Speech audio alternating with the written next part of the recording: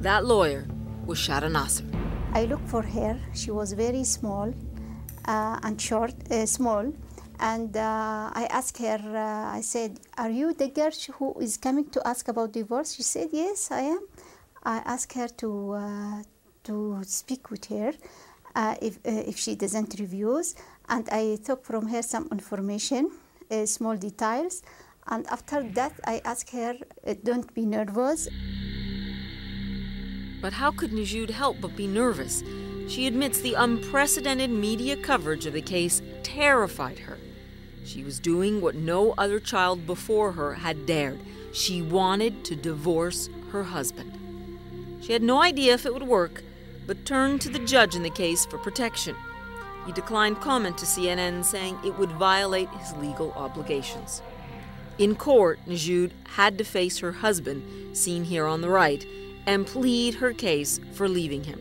CNN tried to obtain comment from Najud's husband and his family, but they declined. After telling her story in court, and as Najud's husband and her father looked on, the judge granted Najud's request for divorce. She pulled it off, and in her words, won her childhood back. But based on the principles of Sharia law, her husband was compensated, not prosecuted. Najud was ordered to pay him more than $200 in compensation. Her lawyer helped her raise the cash. At 10, Najud was married and divorced and hadn't even reached puberty. For this determined spirit, though, it was sweet victory. أنا فهمت هذه حسب أن الناس يسمعوا ويفكرون ما يزوجوش بنات مثل ما أنا صغير.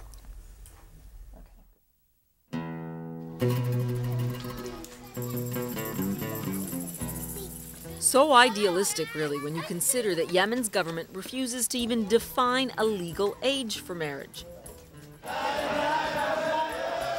Despite years of debate and proposals, the lawmakers here will still only suggest a legal age of 15, but ultimately leave the decision to parents who they say can decide for themselves when their daughters can be wives in every sense of the word.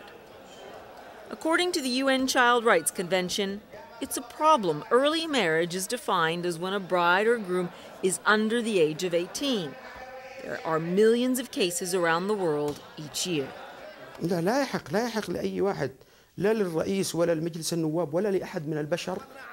Sheikh Mohammed Al-Hazmi is a Yemeni lawmaker and Islamic scholar, and he defends child marriage.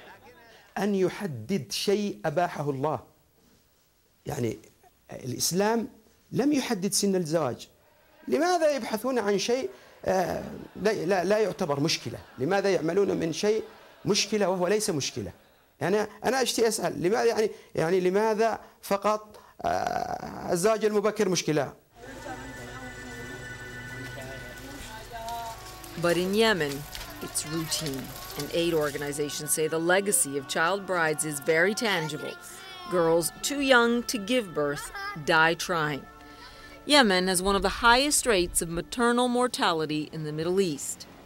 Najud told us from seeing cousins and friends married off young, she knew what was in store for her, but doesn't know how she found the strength to escape it.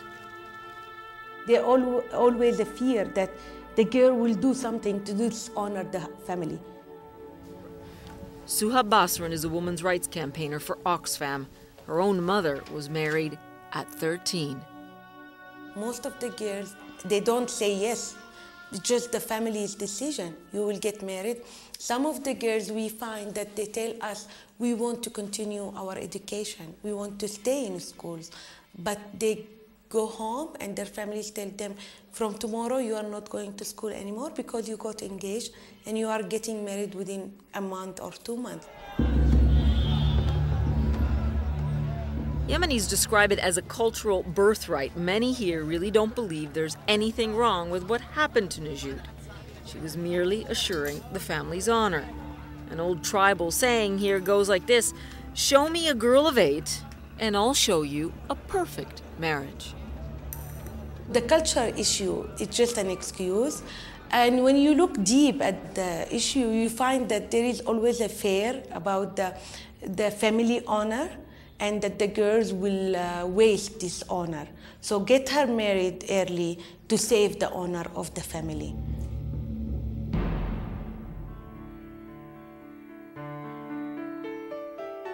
After her act of defiance, Najud says she felt ostracized by her family, her friends, almost anyone who matters to her. Suha Basran said she was not surprised by how Najud was treated. I mean, this was exceptional, something exceptional. No one could imagine that this girl will do it.